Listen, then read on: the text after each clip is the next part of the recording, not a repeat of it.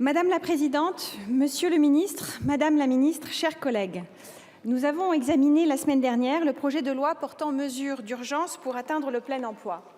Je l'ai dit avec le ministre et le rapporteur, que je salue ici, à l'occasion de la déclaration générale à l'ouverture de nos travaux, il s'agit d'un premier train de mesures et non la totalité de ce qui doit être fait pour permettre d'atteindre le plein emploi et mieux encore, le bon emploi. Il s'agit néanmoins d'un texte nécessaire, efficace et juste. Il l'est parce que nous avons pu, avec ceux qui l'ont bien voulu, l'améliorer par nos débats. Je dis bien avec ceux qui l'ont bien voulu, parce qu'une partie de cet hémicycle a travaillé à l'esprit les situations concrètes des travailleurs, des demandeurs d'emploi et des entreprises françaises. Nous avons enrichi ce texte de propositions de nos collègues du MoDem, d'Horizon, des Républicains, ou bien encore pour un amendement de la gauche démocrate et républicaine. Je dis avec ceux qui l'ont bien voulu, puisqu'une autre partie de cet hémicycle a travaillé, comme attendu, avec comme seul intérêt le bruit et les fausses leçons de morale.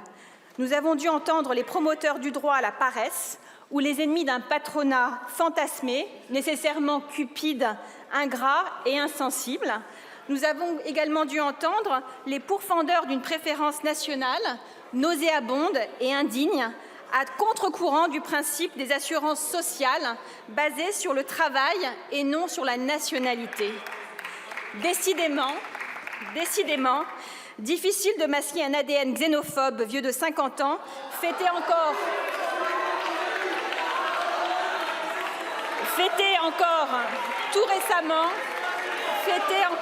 tout récemment dans cet hémicycle.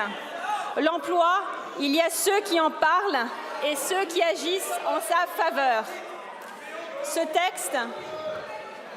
texte, vous le savez, fixe d'abord le cadre et le cap de la réforme de l'assurance chômage. Madame Panosyan. Nous avons écouté les besoins de l'économie nationale dans un contexte de centaines de milliers d'offres d'emploi non pourvues. Nous avons écouté aussi, et c'est le plus important, l'aspiration de nos concitoyens pour qui le travail peut être une source de dignité et d'émancipation. Ceux pour qui l'assurance chômage est ce qu'elle doit être et doit rester, un revenu de substitution temporaire assorti, si nécessaire, d'un accompagnement au retour à l'emploi. Ceux aussi pour lesquels les employeurs doivent revaloriser rapidement les grilles salariales dans les branches à minima conventionnelles inférieures au SMIC si elles veulent attirer ou garder des salariés. Et des demandeurs d'emploi à qui le futur France Travail, messieurs et madame les ministres, devra aussi assurer un soutien actif pour poursuivre les efforts engagés sur la formation professionnelle, lever les freins monétaires, les freins non monétaires tels que les gardes d'enfants et simplifier l'accès aux allocations chômage. 40% de non-recours, ça a été dit ici, c'est inacceptable. Ce texte promeut l'emploi stable dans un esprit de justice et d'équilibre là aussi.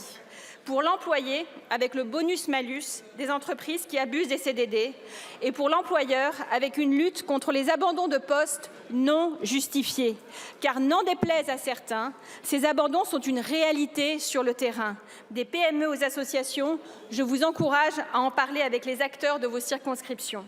Et non, toutes les entreprises ne mettent pas nécessairement en péril tous leurs salariés. Lorsque c'est malheureusement le cas, ce texte ne remet nullement en cause toutes les protections existantes. Un abandon de poste qui relève de l'autoprotection ne sera jamais pénalisé.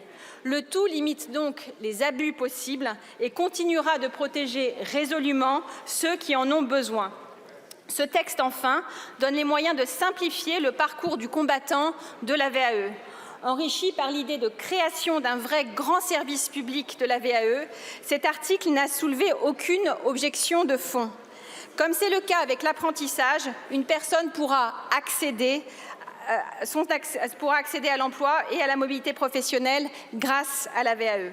Je pense tout particulièrement ici aux personnels médico-sociaux qui, dans la pratique, exercent souvent et déjà des fonctions plus larges que ce pour quoi ils sont reconnus et rémunérés. Ils pourront en bénéficier. Je pense également aux proches aidants dont l'expérience pourra être valorisée dans les métiers du soin et bien au-delà. Ils pourront aussi en bénéficier. Et donc, vous l'aurez compris, le groupe Renaissance votera pour ce texte. Je vous remercie.